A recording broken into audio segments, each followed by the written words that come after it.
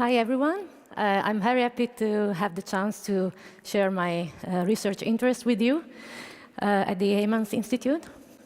Today, I will talk about my research on motor control, so how our brain allows us to control our action. Basically, all the interactions that we have with the environment around us depends on our ability to contract our muscles. So I can communicate with you here because I can control the muscle that control my voice and my arms. But more importantly, the possibility to perform actions allows us to survive in the world. So, for example, by contracting the muscles of our hand, we can reach and grasp food, and then we can survive. And also, we can use tools. An example, oops, no, that was the wrong. An example of how important is the motor system is provided by Professor Wolpert from the University of Cambridge in his TED Talk, The Real Reason for Brains. He described the behavior of this animal, the sea squirt, and this animal is a rudimentary animal that has a nervous system and floats in the ocean during its juvenile life. And at the end of his life, what it does, it attaches himself to a rock, which it will never leave. And the first thing it does, after attaching to that rock, is to digest its own brain. So if you don't need to move, you don't need the luxury of a brain.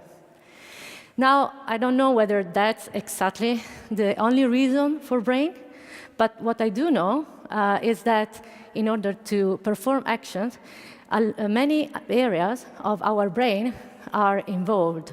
And that's a result from one of my studies, where in yellow you see the areas that are involved during a simple task like reaching and grasping the apple that, an object like the apple that you see in the image. So you can see that there is a big network of areas that are necessary to perform such a simple movement. These you see only images from the left hemisphere. And in my research, the goal of my research is to characterize the role of all these areas in the movement network. And I do that by recording the brain activity while participants are in the MRI scanner. And my goal is to study movement as close as possible to the movement that we execute in the real world. So even though the fMRI setting is quite limited, because you don't have much space and you cannot bring metal object inside the scanner, I still try to use as realistic as possible setup. So the participants had has the head tilted. You see here that these allow a direct view on the object. And I present objects that are real and that the subject has to grasp in the MRI. And it's important also to notice that here the participant arm is strapped, and that's because in the MRI we don't want to have head movement that create movement artifacts, and so the participant have to move only the forearm and avoid movement of the shoulder. So it's quite limited setup, but that's the way to study real action in the scanner. So what do we know about how our brain controls our actions? We know that when we see an object, the visual information from the eye reaches the back of the brain where visual areas are. So there is an analysis, a visual analysis of the stimulus that we want to grasp. Then this information reaches the parietal areas where visual motor transformation happens. So the visual information about the object is transformed into the appropriate motor command. And finally, the details of the motor command, like the number of digits you need to use, the specific muscles you need to use are specified, and from primary motor cortex, these instructions go down to the spinal cord that then control the muscles. In my research, in one of my studies, I asked what is the relevant property of the object that is interesting for the brain in order to execute grasping movement. For example, it can be the shape of the object. So the apple is round and not square. Is that particularly relevant for our grasping action? Or is it the size of the object? Is it a medium-sized object or a small object like a peanut?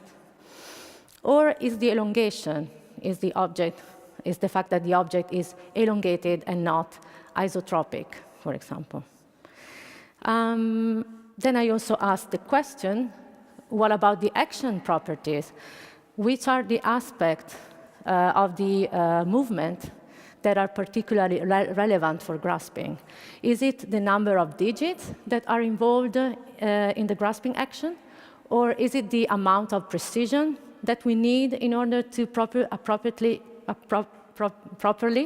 grasp the object?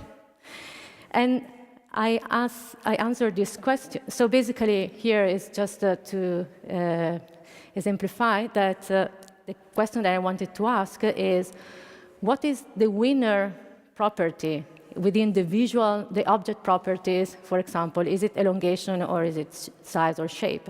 And then I asked the same question about the motor, the properties of the action. So to answer this question, I presented different objects to the participants in the scanner, objects that vary in size, so big or small objects, objects that vary in shape, round or square, objects with different elongation, so flat or elongated objects. And then I asked my subject to grasp all these objects, either with different number of digits, for example, 2 digits or 5 digits, but all with a fingertip, with a similar amount of precision, or varying the precision, so grasping the object with a fingertip or with a more coarse type of grasp. And the results indicate that the winner property in the visual, about the object in the visual areas is elongation. So whether the object is elongated or not is the most relevant property above shape and size. And then in the motor areas, the number of digits, so how many fingers we use to grasp the object, is more relevant than the amount of precision. While in parietal areas, both object properties and action properties are equally relevant. But I'm not only interested in understanding what happens in the brain when we grasp objects, but also what happens in the brain when we just passively view objects, like this red cup here. It's reported in various studies that we are faster in identifying this red cup as a mug when the object is presented to us as real object compared to when the object is presented to us as an image. This is called real object advantage.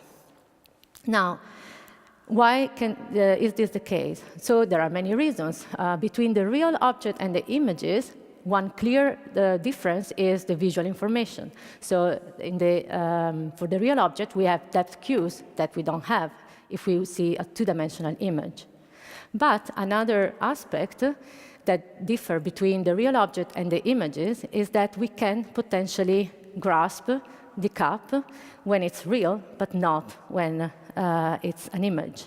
So what I would like to find out is what's the weight of this visual and motor aspect in object recognition.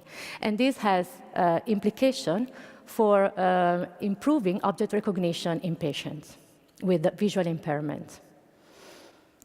Here, I would like to show you an example of an application of my research. This woman is quadriplegic, so she's not able to move her arm and her legs. And scientists were able to implant it in her primary motor cortex an electrode and use that electrode to control the movement of this robotic arm here. So the patient, by just thinking of moving this robotic arm, is able to grasp the bottle and drink. This was the first time after 15 years from the stroke that left her quadriplegic that she's able to control movement. And of course, she's very happy about it. So by understanding how the healthy brain works, then we can provide relevant information for the application of these studies. Thank you for your attention.